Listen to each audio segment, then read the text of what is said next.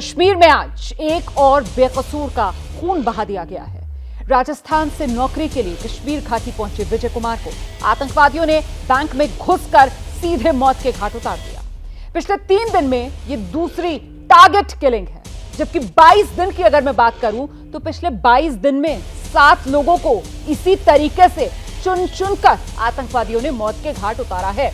ये तस्वीरें आपके सामने हैं। इसमें राहुल भट्ट, सैफुल्लाह कादरी, अमरीन भट्ट, रजनी बाला और अब आज विजय कुमार। सवाल यह कि आखिर यह सिलसिला कब तक? हालात यह हो गए हैं कि कश्मीर घाटी में रहने वाले पंडित समुदाय के लोग अब घाटी छोड़कर जम्मू जा रहे हैं। हर मौत के बाद सरकार की तरफ से सुरक्षा का भरोसा दिया जाता है, लेकिन बावजूद इसके अगली टारगेट के लिए यह सिलसिला थम नहीं रहा। सवाल यह कि कश्मीर घाटी को फिर से 90 के दशक में ले जाने की साजिश रची जा रही है। क्या आतंकवादी बौखलाहट में बेकसूर लोगों को निशाना बना रहे हैं? और क्या आतंकवादियों के आगे जम्मू कश्मीर का प्रशासन अब लाचार हो गया? आज की हुंकार में यही सवाल हैं जिनके जवाब तलाशेंगे। पहले रिपोर्ट देखिए आप।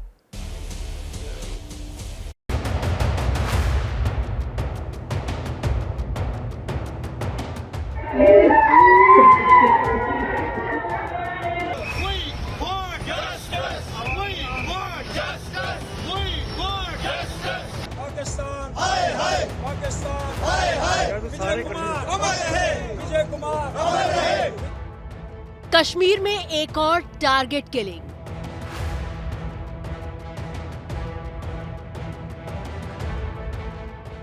बैंक में घुसकर मैनेजर का मर्डर।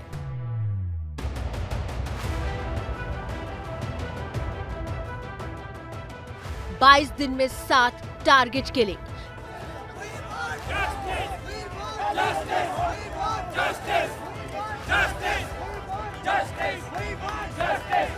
हम लोग को बलि का बकरा चढ़ाया जा रहा है और इससे बड़ी लानत और इससे बड़ी ट्रेजेडी कुछ नहीं हो सकती। सरकार का काम है वहां पर काम करना और देखना कि हालात जो ठीक हो। इसका मतलब वीकनेस है, द गवर्नमेंट हैज फेल्ड। क्या कश्मीर में फिर 30 साल पहले के हालात हैं? मानवता भी शर्मा गई जिस तरीके से कश्मीर घाटी को इन पाकिस्तानियों ने लहूलुहान किया।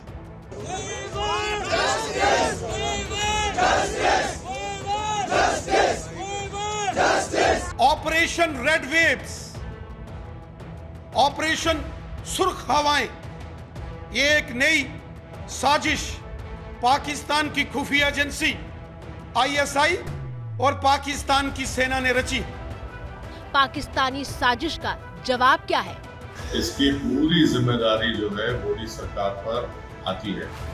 आप सिर्फ पिक्चर बनाने में प्रमोशन में आप ये समझ रहे हैं कि कश्मीरी पंडित का हमला पिक्चर प्रमोशन से होगा। अब आप देख लो, खमियाजा भुगतना पड़ रहा है आपको। टारगेट किलिंग का टेरर कब तक? तो टारगेट किलिंग का ये जो टेरर है ये आखिर कब तक? इसी सवाल का जवाब हम तलाशें उससे पहले जरा देखिए किस तरीके से पिछले 22 दिन में 7 टारगेट किलिंग हुई। सिलसिला 12 मई बडगाम से शुरू होता है, जब सरकारी कर्मचारी राहुल भट्ट की हत्या कर दी जाती है।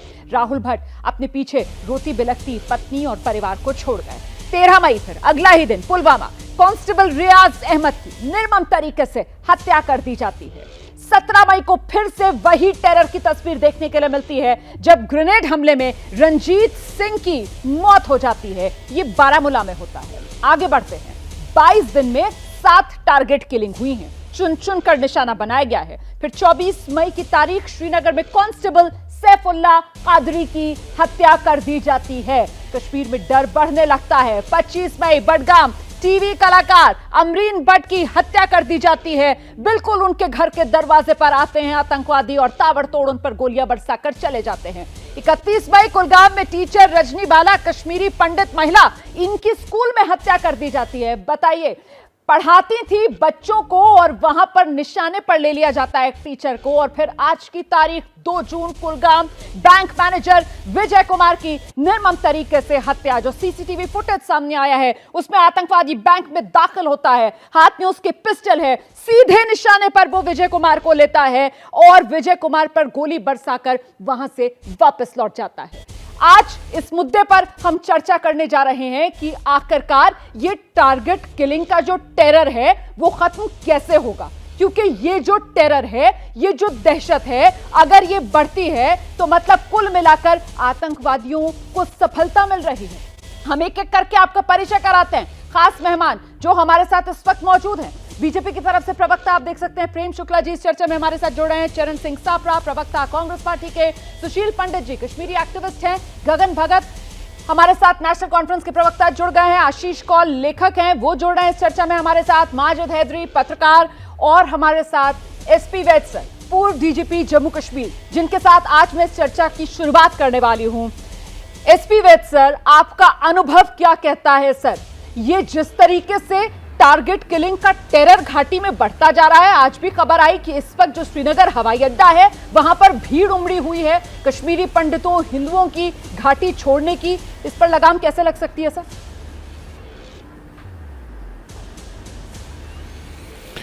देखिए, सबसे पहली प्रायोरिटी गवर्नमेंट की आज एडमिनिस्ट्रेशन की होनी चाहिए कि जो लाइकली टारगेट हैं, जो जिनको ये निशाना बना सकते हैं आतंकी, उनको ऐसी रिमोट जगहों पे किसी बैंक ब्रांच में या किसी स्कूल में होना ज़रूरी नहीं है।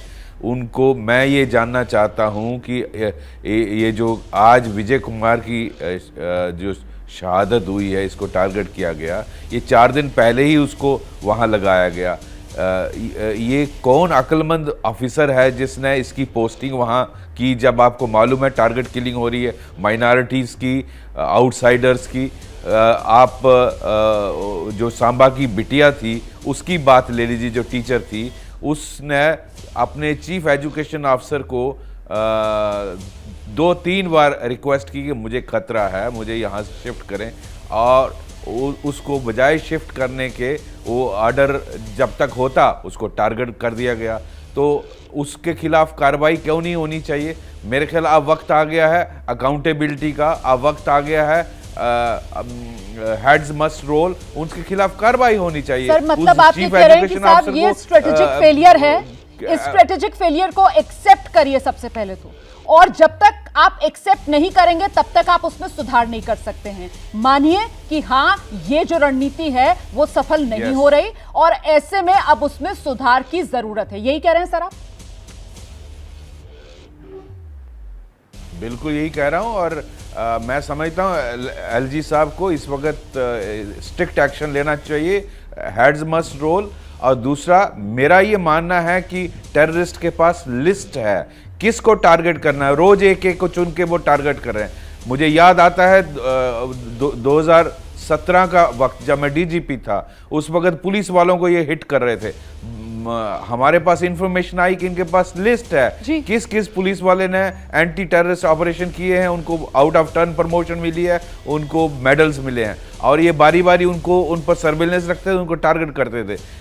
इनके खिलाफ कार्रवाई जारी रहनी चाहिए, ऑपरेशन ऑल आउट जारी रहना चाहिए। लेकिन मुझे ये लगता है कि इनके पास ये सारे टारगेट की लिस्ट है और एक एक करके साफ टारगेट्स को हिट कर रहे हैं। इसलिए ज़रूरी है कि ऐसे हम इनको मौका ना दें साफ टारगेट्स को हिट करने का, उनको ये डिनाई करना बहुत ज़रूरी है और इनके खिलाफ कार्रवाई तेज करनी ज़रूरी है। बहुत बहुत शुक्रिया और इतनी डिप्लॉयमेंट होने के बावजूद इसका मतलब है जी मुझे ये टेररिस्ट जिस तरह से आते हैं, ब्रेजन आते हैं और शूट करके चले जाते हैं किसी टीचर को, किसी बैंक मैनेजर को, इसका मतलब इनके मन में खौफ नहीं है कि कहीं भी चेकिंग हो सकती है और इनका हथियार के साथ अगर ये जा रहे हैं पकड़े जा सकते हैं, मारे जा सकते हैं। इसका मतलब है एक मुहिम तेज करनी पड़ेगी जो सरप्राइज चेकिंग और सरप्राइज फ्रिस्किंग जगह जगह पे होनी ज़रूरी है, और सिक्योरिटी फोर्सेस को इनके खिलाफ कार्रवाई को तेज करना पड़ेगा। इन जो ऑपरेशन ऑल आउट है उसको तेज करना पड़ेगा और लोगों के साथ अच्छा राब्ता हो ताकि जे&के पुलिस को इनके बारे में इंफॉर्मेशन एग्जैक्ट आ जाए और इनको इनके खिलाफ ये जो ऑपरेशन ऑल आउट है उसको तेज करना पड़ेगा। कुल मिलाकर जो आम लोग हैं कश्मीर के, जो इस आतंक से मुक्ति चाहते हैं, उनके साथ बेहतर रिश्ते, बेहतर राब्ता बनाना होगा, उनको भरोसे में लेकर ये आतंकवादियों के खिलाफ ऑपरेशन ऑल आउट को और तेजी से अंजाम देना होगा। और जिस तरीके से बलि के बकरे इस वक्त साबित हो रहे हैं, खासतौर से हिंदू और कश्मीरी पंडित घाटी में, इस सिलसिले को रोकना होगा। और उसके लिए प्रेम शुक्ला जी जो कहकर गए हैं यहां पर, वैद साहब आपने भी सुना कि जो स्ट्रेटेजी है, जो रणनीति है, उसमें अब तब्दीली की जरूरत है। और ये मांग सर 12 मई राहुल भट्ट को जब निशाना बनाया गया था, तभी से कश्मीरी पंडित मुखर होकर उठा रहे हैं। निश्चित तौर पर जिस तरह से कायराना हरकतें चल रही हैं, जिस तरह से चुन चुन कर वहाँ पर काम करने वाले हिंदुओं को टारगेट किया जा रहा है, वह अत्यंत दुर्भाग्यपूर्ण है। और चूंकि आतंकवाद के समूल नाश की जबरदस्त कार्रवाई पिछले कई वर्षों से घाटी में चल रही है, ऐसे में अब उन्होंने अपनी रणनीति आतंकवादियों ने बदली है और वो टारगेटेड किलिंग कर रहे हैं। ऐसे टारगेटेड किलिंग करने वालों के खिलाफ कार्रवाइयां तो तीव्र हो ही रही हैं जी। और स्ट्रेटजी जो परिवर्तन करने की आवश्यकता है वो पुलिस निश्चित तौर पर वहां करेगी, सुरक्षा बल निश्चित तौर पर वहां करेंगे।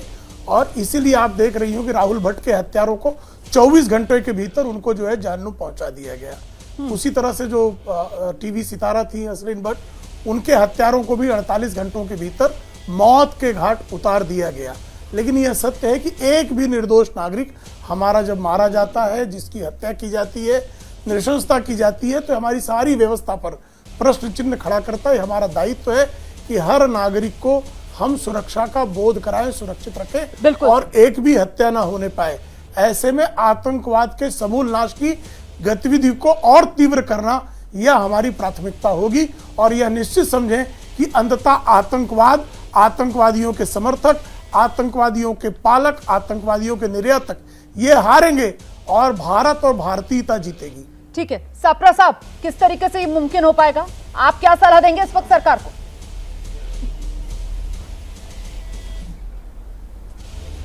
देखिए, सर्वप्रथम तो मैं विजय कुमार जी जिनकी आज निर्मम हत्या हुई है, मैं उनके परिवार के प्रति, ये एको आ रहा है, एको जरा निकलवा दीजिए।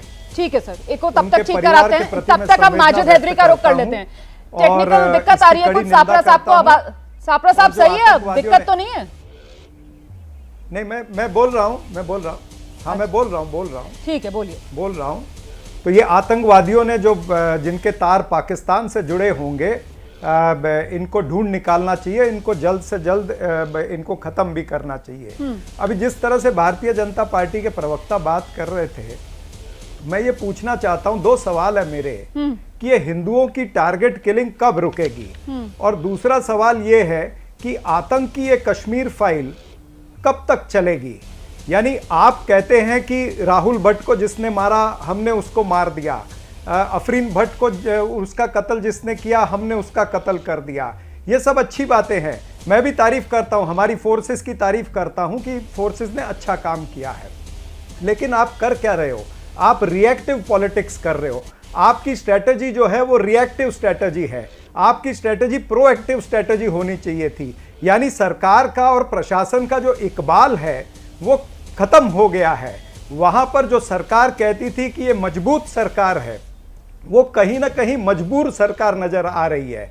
जिस तरह से 2 दिन में 3 हत्याएं, 3 दिन में 2 हत्याएं, या पिछले कई दिनों में आपने बताया 20-21 दिनों में 7 हत्याएं, इस तरह से ये हत्या का दौर जो है ये कब तक चलेगा, ये कहीं ना कहीं थमना चाहिए। और फिर ठीक कहा वैद साहब ने कि आपको पता है कि टारगेट किलिंग हो रही है, तो फिर ये हिंदुओं को जो माइनॉरिटी में है वहां पर, इनको क्यों इस जगह में लगाया जा रहा है? कौन अक्लमंद आदमी है जो वहां पर लगाता है जहां पर उनकी जान को खतरा है?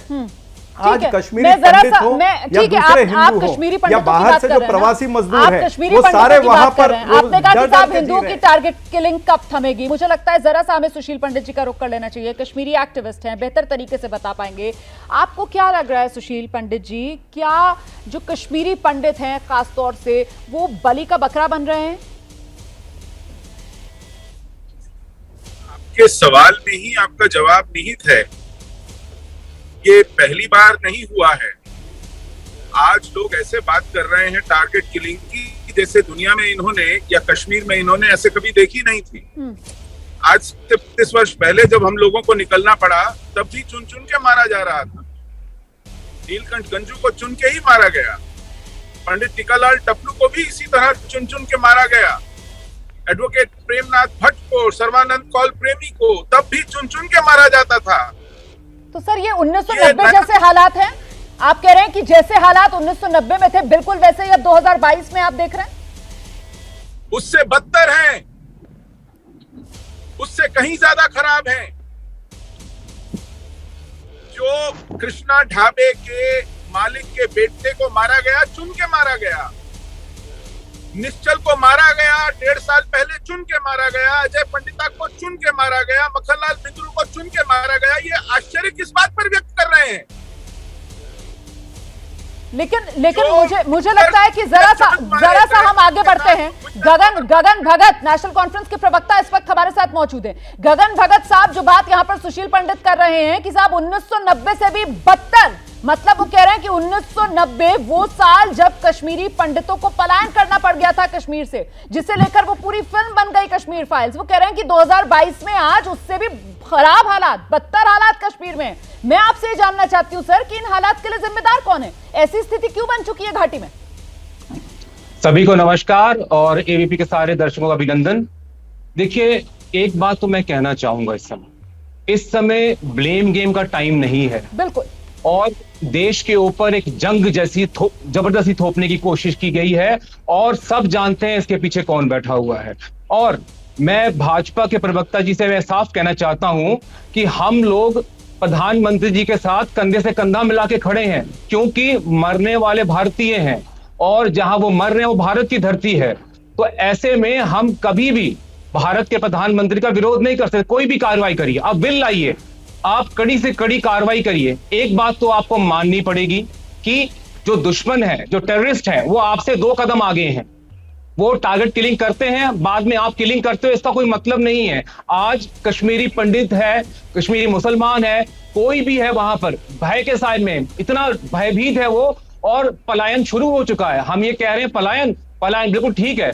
मैं सुशील जी की बात से बिल्कुल सहमत हूं कि यहाँ पर हालात जो है 1990 से ज्यादा बुरे हो गए हैं। सर, आप जो बात कह रहे हैं ना, मुझे लगता है मैं जरा सा अपनी चर्चा का दायरा बढ़ा देती हूँ। देखिए, पिछले 22 दिन में 7 लोगों की टारगेट किलिंग का जब हम जिक्र कर रहे हैं तो हम इस समस्या को, मुझे लगता है, अब सिर्फ और सिर्फ कश्मीरी पंडित या हिंदुओं तक सीमित ना रखें, क्योंकि 22 दिन में जो 7 लोग मारे गए हैं उसमें अगर 4 हिंदू और कश्मीरी पंडित मारे गए हैं तो 3 मुसलमान भी हैं, घाटी वाले लोग, जिनमें से 2 पुलिस से जुड़े हुए, एक वो महिला कलाकार, टीवी कलाकार अमरीन भट्ट, जिसको निशाने पर लिया जाता है। ये सीधे सीधे आतंकवाद है जो अपनी जद में ले रहा है अमन प्रेमी लोगों को, जो खात्मा करना चाहता है अमन का। ऐसे में माजिद हैदरी, क्यों ना ये माना जाए कि जिस तरीके से अब 1990 की तरह 2022 में ये आतंकवाद सिर उठाता हुआ नजर आ रहा है। वो कहते हैं ना कि जब लौ बुझने वाली होती है तो ज्यादा जोर से टिमटिमाने लगती है। कहीं ये वो स्थिति तो नहीं है माजिद हैदरी? जाना तो हर एक को है, मगर वक्त से पहले हम दर्द के मारों का वो दिल तोड़ गए। सबसे पहले तो अल्लाह ताला ये जो मारे गए हैं इनके परिवारों को सब्र दे। देखिए मैडम, मैं एक बहुत सेंसिटिव जगह से आज बात कर रहा हूँ, मेरी आपसे दिखती होगी, मेरी बात पूछ। देखिए, सबसे पहली चीज सिक्योरिटी का एक सिंपल कॉमन सेंस है कि बैंक के बाहर सिक्योरिटी कर्मचारी क्यों नहीं था? सिक्योरिटी कर्मचारी बैंक के बाहर कुलगाम जैसी जगह में इसलिए नहीं था क्योंकि जम्मू कश्मीर के राजभवन ने 420 लोगों को, चीटर्स को, बिचौलियों को सिक्योरिटी दिया, लेकिन जिनकी जान को खतरा है और जिनके बारे में पुलिस ने एफआईआर भी दर्ज की है कि उनकी जान को खतरा है, उन्हें सिक्योरिटी नहीं दी जाती क्योंकि वो राजभवन का ऑप्शन एक्सपोज करते। दूसरी चीज, भाजपा के जम्मू कश्मीर के प्रेसिडेंट रविंद्र रैना साहब ने कहा कि जी पाकिस्तान ने एक रेड वेव शुरू की है, एक रेड वेव कोई कॉन्स्पिरेसी है जिसके तहत यहाँ किलिंग हो रही है। भाई, ये ऐलान क्या रविंद्र रैना जी जो सरकार में नहीं है वो करने चाहिए, या हमारी जम्मू कश्मीर की सरकार करनी चाहिए, या कि माननीय प्रधानमंत्री जी की सरकार कहनी चाहिए कि ये पाकिस्तान करा रहा है? और अगर पाकिस्तान करा रहा है तो बीजेपी ऐलान क्यों कर रही है? हमारी सरकार ऐलान करे कि हम उनको मजा चखाएंगे, हम उनके खिलाफ एक कड़ा एक्शन लेंगे, हम फिर से बालाकोट करेंगे। वैसी कोई बात नहीं। ये सब काम पाकिस्तान करा रहा है, ये आपको जानने के लिए आपको ऐलान की जरूरत है? ये क्या कॉमन सेंस आप अप्लाई करके नहीं जान सकते कि ये पाकिस्तान की नापाक हरकत है? मैं बस ये जानना चाह रही हूँ। देखिए, हमारी सरकार ने चुप्पी क्यों धारी है इस मामले पे? सरकार बोले ना अपने मुंह से, सरकार के मुंह में क्यों दही जमा है? सरकार क्या डर रही है पाकिस्तान से? क्या भाजपा डरती है पाकिस्तान से? ये बताएं भाजपा के प्रवक्ता इस मंच पे आज क्या बात है कि रोका जा रहा है इन्हें, कि रविंद्र रैना जी बयान दे रहे हैं लेकिन सरकार से कोई बात नहीं कर रहा पाकिस्तान के बारे में। अगर पाकिस्तान का मसला है तो सरकार बोले भाई जंग करो, कितने दिन आप हर दिन मरवाओगे यहाँ पे लोगों को और भाजपा के वोट के लिए? गलत बात है ये। पूछिए माजिद हैदरी साहब, अब आप टेलीविजन पर बैठकर जंग की वकालत कर रहे हैं सर। अनुच्छेद 370 हटता है तो आपके पेट में बहुत दर्द होता है, तब आपको याद आने लगता है कि पाकिस्तान का भी यहाँ पर स्टेक है, आप कैसे ये तमाम फैसले ले सकते हैं, ये मामला तो यूएन में है, और आज आपकी जुबान बिल्कुल बदल गई है सर। क्या बात है सर, जबरदस्त सहूलियत के हिसाब से आप अपना स्टैंड बदल रहे हैं यहाँ पर। नहीं सर, नहीं, आज आपको जवाब तो देना पड़ेगा ना सर। अब आप कह रहे हैं पाकिस्तान से सीधी जंग करने भारत सरकार। राइट वापस ले आइए, आप डोमिसाइल राइट वापस लाइए, स्टेटहुड वापस लाइए, जो आपने गलती की है उसे। ये आप एक्सपोज हो रहे हैं, ये अब आप एक्सपोज हो रहे हैं, क्योंकि आप यहां पर सीधे तौर पर ब्लैकमेल कर रहे हैं भारत सरकार को। आप ये कह रहे हैं कि वापस ले आओ अनुच्छेद 370 जो हटाया वो वापस ले आओ, वरना इसी तरीके से घाटी में अशांति रहेगी। आप ब्लैकमेल कर रहे हैं सर? मैं ब्लैकमेल नहीं कर रहा, मैं अपनी सरकार को जगा रहा हूं। मैं कह रहा हूं कितने और लोग मरेंगे, कितनों की चिताओं पे आप लोग रोटियां सेकोगे। सरकार मेरी जागो, मेरी सरकार जागो, जरा जागो, ये मेरी विनती है भाजपा से। भाजपा की सरकार जागो। सर, हमारी तो आपसे विनती है सर, हमारे देश में तो पंजाब में भी आतंकवाद का दौर देखा है और पंजाब से आतंकवाद का सफाया होते हुए देखा है, बिना किसी अनुच्छेद 370 जैसे काले अनुच्छेद को लाते हुए। ठीक है सर, ठीक है, अब ये उल्टी गंगा बहाने की यहाँ पर बात मत करो कि अनुच्छेद 370 वापस ले आओ। शर्म कीजिए सर, यहाँ मौतें हो रही हैं और आप मौतों को लेकर ब्लैकमेल कर रहे हैं भारत सरकार को। कमाल है। मैंने तो नाम नहीं लिया, और पंजाब में भी तो आतंक वापस आया। सिद्धू पूसा वाले को किसने मारा? आतंकियों ने मारा। आज वहां पे दूसरे बच्चे की जान गई है, किसने किया? आतंकियों ने किया। वहां तो आतंक का खुला दंगा नाच चल रहा है पंजाब में। आप कितना छुपाएंगे, कितना छुपाएगी भाजपा की सरकार देश से कि हमने देश को किस मौके पर पहुंचा दिया है वापस? भाई हमारा देश आज, हम हर व्यक्ति, इस देश का हर नागरिक की जान को खतरा है। प्लीज मेरी सरकार जाग जाओ, मेरी सरकार जाग जाओ, लोगों की जान बचाओ। नहीं, मुझे लगता है प्रेम शुक्ला जी को आना चाहिए। प्रेम शुक्ला जी, ये जिस तरीके की बातें यहाँ पर माजिद हैदरी कर रहे हैं सर, ये तो साफ तौर पर एक तरीके से धमकी दे रहे हैं कि जब तक अनुच्छेद 370 वापस नहीं आएगा आप उम्मीद मत कीजिए कि घाटी में शांति वापस आएगी।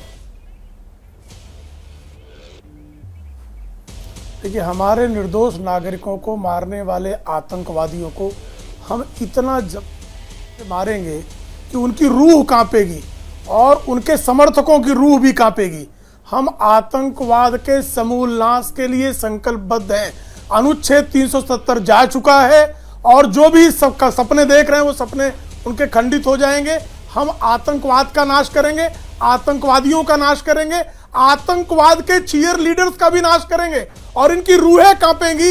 ये भारत का संकल्प है। संप्रभु भारत ने निश्चित किया है कि जो भी निर्दोष नागरिकों की हत्याएं करने वाली क्रूर शक्तियां हैं, नराधम हैं, ऐसे नराधमों को हम जहन्नुम में पहुंचाए बिना शांति से नहीं बैठेंगे। माजिद हैदरी, और जो सोच रहे होंगे, जो खुश हो रहे होंगे, दिन में ख्वाब देखना छोड़ दीजिए कि अनुच्छेद 370 की कश्मीर में वापसी होगी। माजिद हैदरी, बंद कर दे, ऐसे लोगों को सबक सिखाएंगे ही सिखाएंगे हम।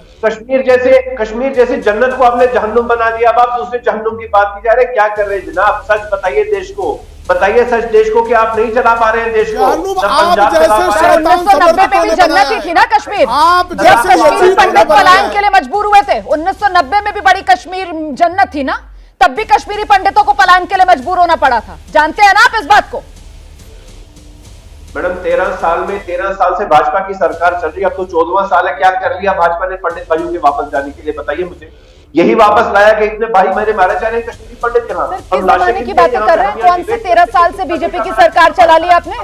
कहां से 13 साल से बीजेपी की सरकार चला रहे हैं, पहले तो ये बता दीजिए। बिल्कुल, बहुत कहां सर, कहां? अभी सर केंद्र में 8 साल। अच्छा, सारा जोड़कर आप बताएंगे। बीच में जो 10 साल यूपीए के थे उसका क्या होगा? बीच में 10 साल यूपीए के आप हिसाब नहीं पूछेंगे।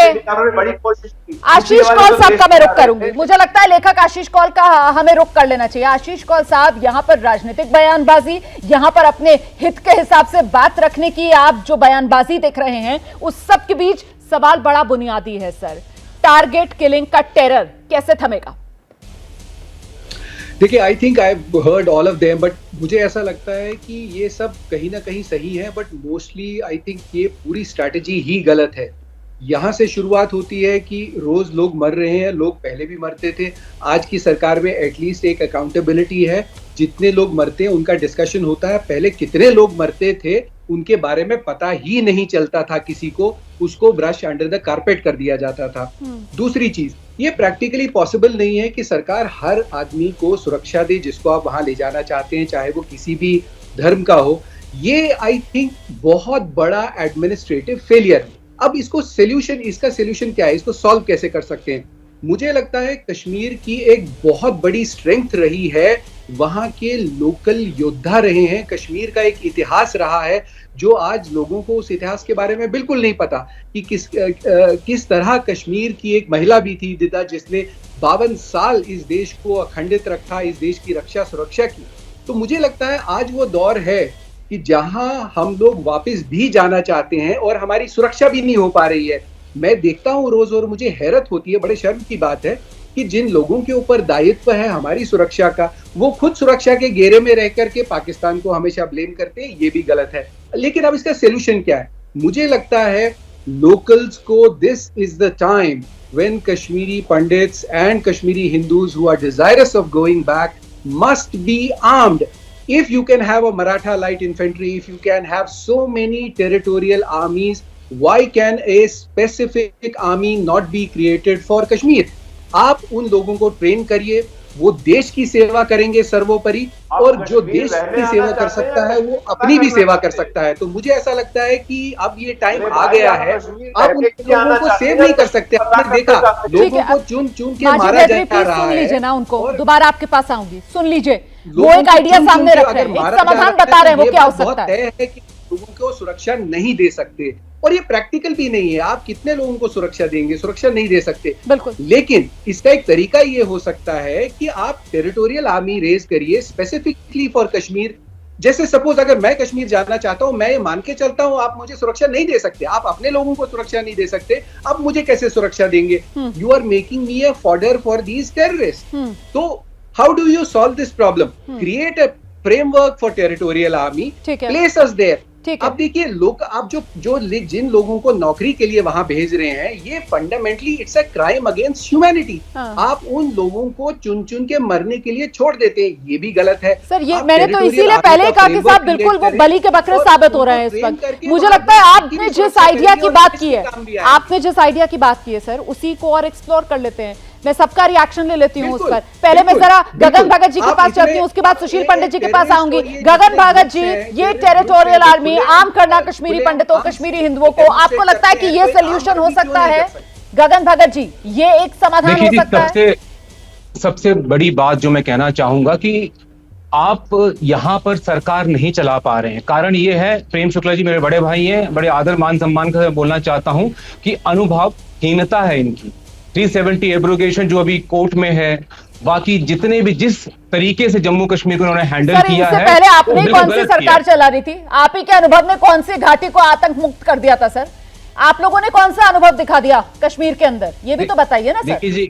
देखिए जी, हमसे गलती हुई थी तभी हम सरकार से बाहर बैठे थे। तो 14 में हमने इलेक्शन पॉलिटिकल ब्राउनी पॉइंट्स तो मत स्कोर कीजिए ना सर। आप यहाँ पर, मैं आपसे सवाल पूछ रही हूँ कि समाधान कैसे निकलेगा। आप समाधान पर बात करने की बजाय आप जो है दोबारा से अपने तरकश से तीर निकालकर राजनीतिक तौर पर भेदने की कोशिश कर रहे हैं प्रेम शुक्ला जी को। आप मेरे सवाल का जवाब दो ना सर। एक यहाँ पर आइडिया सामने निकल कर आया है, जो लेखक जो है आशीष कौल, उनकी तरफ से कह रहे हैं साहब टेरिटोरियल आर्मी पर हमें विचार करना चाहिए, कश्मीरी पंडित जो है उनको आर्म करने पर विचार करना चाहिए। इस आइडिया को एक्सप्लोर कीजिए ना सर, इस पर बात कीजिए। कैसा लग रहा है आपको आइडिया? ये जो आइडिया है ना, ये आप और मैं जैसे लोग तय नहीं करेंगे, ये तय करेंगे एक्सपर्ट्स जो हमारी कंट्री को गार्ड कर रहे हैं, जो उच्च पदों पे बैठे हुए हैं, जिनका ये क्षेत्र है। हम जैसे लोग अगर इस चीज पे बात करेंगे तो मुझे लगता है कि भारत का सबसे बुरा समय आ गया है। क्या यहाँ पर हमारे देश में ऐसे लोग नहीं है? हमारे देश में डिफेंस एक्सपर्ट्स हैं, कितने लोग बैठे, वो डिसाइड करने दीजिए। कि ये सरकार की नाकामी है कि आम नागरिक इस तरीके के जो आइडियाज हैं उनको सामने रख रहे हैं, विचार सामने रख रहे हैं, और सरकार वहां तक नहीं सोच पा रही है। सुशील पंडित जी, देखिए, सरकार तो हमारी सर्वगुण संपन्न है, उनके पास सब कुछ जानकारी है। वो उनको किसी के परामर्श की, किसी से विचार विमर्श करने की, किसी से योगदान लेने की कोई आवश्यकता नहीं है। वो रोज रात को तकिए के नीचे एक मणि रख के सोते हैं और सुबह उनके पास आइडियाज आते हैं वो एक्सपेरिमेंट करते हैं कश्मीर में हमारी जानों के साथ। सबसे पहला काम, कोई टेरिटोरियल आर्मी कब कितने महीने साल में बनेगी, पहले कश्मीर से सभी ऐसे लोग जिनको अपनी जान को खतरा लगता है बाहर आ जाएं। सभी हिंदू जो वहां अपनी जान की कीमत पर, अपनी आर्थिक दुर्दशा के कारण नौकरी की मजबूरी में वहां पर धकेल दिए गए हैं, वो कृपया अपनी जान बचाने के लिए कश्मीर घाटी से निकल आए। इस सरकार के हाथों अपनी जान का खिलौना न बनने दें। मेरी अपील है, वहां भेड़ बकरियों की तरह बलि न चले नए नए प्रयोगों की। सुशील पंडित जी, जब तक ये सरकार दिल जीतने का काम पूरा नहीं कर लेती, सुशील पंडित जी, अपनी पूरे तसल्ली सम्मान नहीं के कर साथ, लेती, लेकिन दिल अगर जीतने आप की नेशनल जहाज टेलीविजन पर तब तक बैठकर वो इस तरीके की ताल का बात ग्रास करेंगे न सर, तो क्या इससे पैनिक आपको नहीं लगता है कि बढ़ जाएगा, घबराहट और बढ़ जाएगी? वैसे ही कहा जा रहा है कि साहब दहशत, जी जी, पैनिक में कोई कमी है? दहशत में कोई कमी छोड़ी है आपने? कोई कमी है क्या? अभी भी कोई कमी लगती है आपको? लोग सामान बांधकर एयरपोर्ट पर, बस अड्डों पर खड़े हैं, और कितना पैनिक देखेंगे आप? और कितनी जानों से खेलेंगे? और कितने लोगों को काल का ग्रास बनाएंगे? अपने मूर्खतापूर्ण प्रयोगों पर आप जीते जिहाद का दिल, लेकिन हमारी जान की कीमत पर नहीं, कतई नहीं। हमारे बेटे वहां पर हलाक होने के लिए नहीं भेजे जाएंगे। ठीक है सर, मैं समझ रही हूँ आपकी भावनाएं, आपकी नाराजगी, आपका आक्रोश, आपका गुस्सा, जिस तरीके से चुन चुन कर निशाने पर लिया जा रहा है वहां पर मासूम लोगों को। प्रेम शुक्ला जी, मूर्खतापूर्ण प्रयोग, आपने प्रयोगशाला कश्मीर को बना डाला, और वहां पर बलि के बकरे कौन बन रहे हैं सर, जिसका जिक्र अभी कर रहे हैं सुशील पंडित जी? जवाब दीजिए सर। मैं सुशील पंडित जी की भावनाओं का आदर करता हूं। निश्चित तौर पर जिस तरह से वहां टारगेटेड किलिंग हो रही है वह अत्यंत दुर्भाग्यपूर्ण, और हर नागरिक का, उनके निर्दोषों की जान बचाना हमारी प्राथमिकता है। इसके अनुसार जो है जम्मू में जितने भी वहां पर बाहरी क्षेत्रों में जो भी हिंदू इस तरह से अल्पसंख्यक के रूप में कार्य कर रहे हैं, उनको जिला मुख्यालयों पर ट्रांसफर करने का आदेश जारी किया गया है। जो जम्मू आकर काम करना चाहें उसके संदर्भ में भी सरकार ने निर्णय लिया है। वहां पर हर नागरिक की हर हाल में रक्षा की जानी हमारी प्राथमिकता है। आज घाटी की राजधानी श्रीनगर भी सुरक्षित नहीं है। सुरक्षित करने के संदर्भ में हर संभव प्रयास किया जा रहा है। जी सुशील जी, ये प्रयोग बंद समझता हूँ। निश्चित तौर पर वहाँ नहीं, ये भावना नहीं है, हर हाल में अजगर बनकर वहाँ की शांति को खाना चाहता है। देखिए, आज राजकुमार जो मारा गया कुछ महीनों पहले उसका इलाज किया जाना आवश्यक है। और जो आप जी सुशील जी, आप जो कह रहे हैं वो सत्य है, यथार्थ है, और इसी यथार्थ को परिवर्तित करना आवश्यक है।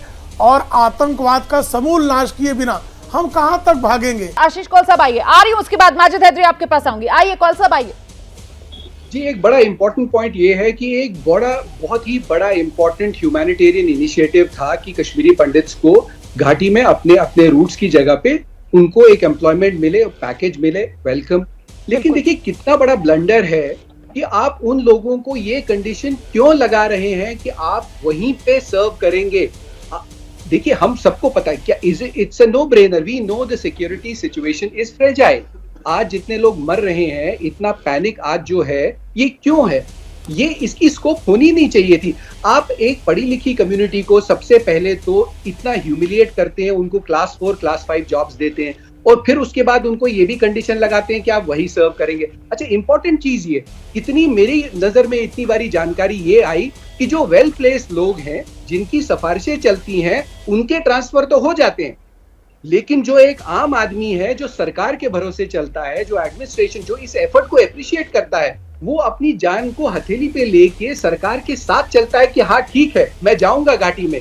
जब वो ट्रांसफर की रिक्वेस्ट करता है उसका ट्रांसफर नहीं होता, या जब वो ये कहता है कि आपने मुझे ऐसे ऑफिस में भेजा है जहां मेरी जान को खतरा है, उसको कोई कंसिडर नहीं करता। लेकिन जो वेल प्लेस्ड लोग हैं, ब्यूरोक्रेट्स हैं, इनके रिश्तेदार हैं, इनके जानने वाले लोग हैं, इसको कौन इन्वेस्टिगेट कर रहा है कि इनके ट्रांसफर कैसे होते हैं? और वो ऑफिशियल, इट इज सच अ ट्रैवेस्टी, ये लोग उसको ट्रांसफर नहीं कहते हैं, दीज आर रिलोकेशंस, दीज आर डेप्यूटेशंस। तो अगर आप आरटीआई फाइल करेंगे तो वो बोलेंगे नहीं, हमने तो किसी को ट्रांसफर नहीं किया। आशीष कौल साहब, आप वाकई में जो यहाँ पर तथ्य रख रहे हैं, आप जो फैक्ट्स यहाँ पर रख रहे हैं सर, उससे तमाम खामियां उजागर हो रही हैं और एक तरीके से मुझे लगता है कि सच सामने आ रहा है कि ऐसा सच जो डरा रहा है और इसी के लिए समाधान इसका क्या हो, इस दिशा में मैं आगे बढ़ूं। उससे पहले माजिद हैदरी साहब कुछ बोलना चाह रहे थे, आइए जल्दी से हैदरी साहब। जी देखिए मैडम, मैं आशीष साहब और सुशील भाई के जज्बात की कदर करता हूँ। इनने बहुत सही कहा, जो पंडितों के लिए जो पैकेज है ना, मैं उसे रिहेबिलिटेशन पैकेज नहीं कहता, मैं उसे बंधुआ मजदूर पैकेज कहता हूँ, क्योंकि इस बेचारे गरीब पंडित से बॉन्ड लिख के लिया जाता है कि गरीब पंडित तुझे कश्मीर में जाना है, तुझे वहीं ड्यूटी करनी है और तुझे वहीं मार दिया जाएगा और हम ट्रांसफर भी नहीं करेंगे। ये इनके पैकेज है जिसमें बंधुआ। सुशील भाई ने बहुत अच्छी बात कही कि इनने जज्बात में आके सच कहा कि हिंदू भाइयों कश्मीर से निकल जाओ, लेकिन जिस मुसलमान को कश्मीर में खतरा है उसके बारे में सुशील जी ने बात नहीं की कि वो मुसलमान कहा जाए। और आशीष जी ने एक बात कही कि भाई यहाँ पे हमारे कोई टेरिटोरियल आर्मी बनाई नहीं होगी, वो कश्मीर में आएगा। आशीष भाई, आप कश्मीर में आके मेरे साथ भाईचारे से रहना चाहते हैं या मुझ पर कब्जा करना चाहते हैं?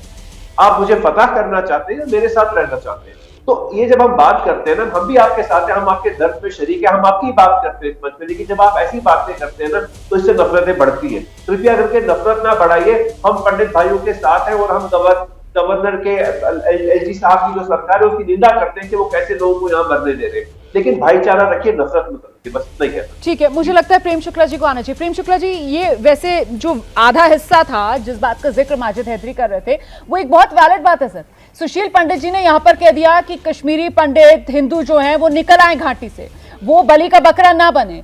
लेकिन यहाँ जिस बात का जिक्र कौल साहब भी कर रहे थे कि साहब जो आम आदमी है, जिसके कोई रसूख नहीं है, जिसके पास पैसा नहीं है, जो मजबूर है, वो जिस तरीके से फंसा हुआ है उन हालात में, आम अगर कश्मीरी की बात की जाए, मुसलमान, चलिए मैं बोल देती हूँ मुसलमान कश्मीरी, क्योंकि इन 22 दिन में भी जो 7 लोग मारे गए हैं उनमें से 3 तो मुसलमान ही है ना सर, वो कहाँ जाएंगे सर?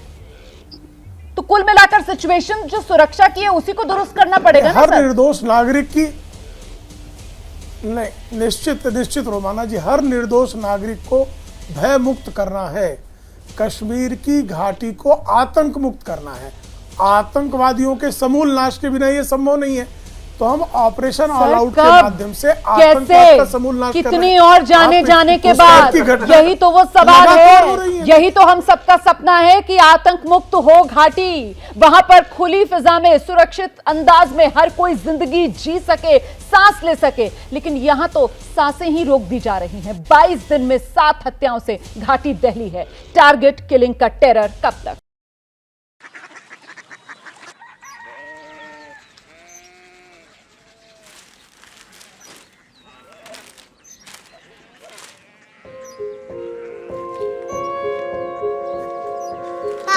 बाबा कोरिया सिटी जानी ना,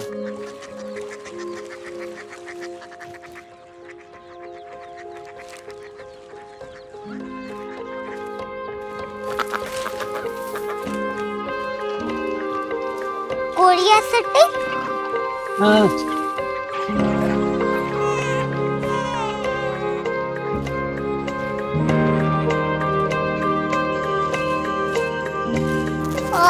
कोरिया सिटी कहाँ पे है? शहर अंग्रेजी लगे हैं।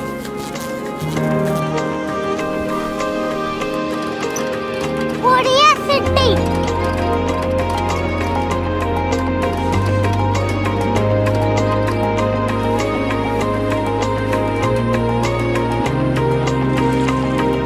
वो बहुत दूर है।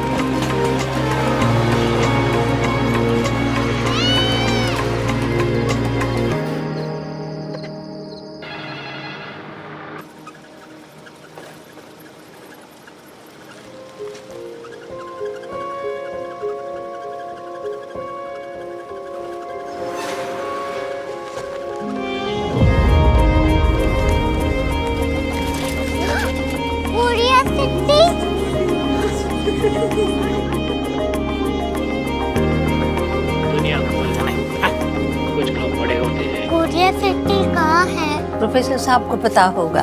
हो, ये छोटा वाला ग्लोब लगता है और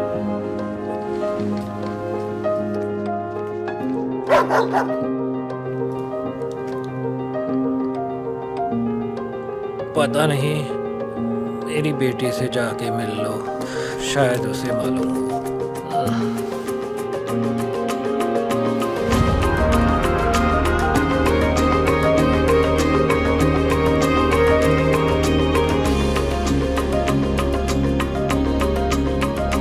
हाय,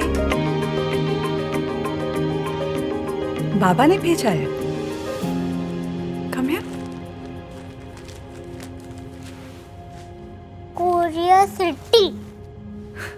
क्यूरियोसिटी नहीं, क्यूरियोसिटी। वो क्या? That's what brought you here? जो तुम्हें यहाँ तक ले आया।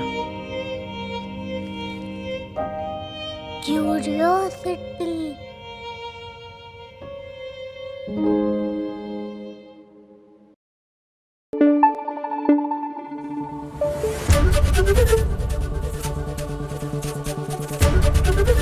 एबीपी न्यूज आपको रखे आगे।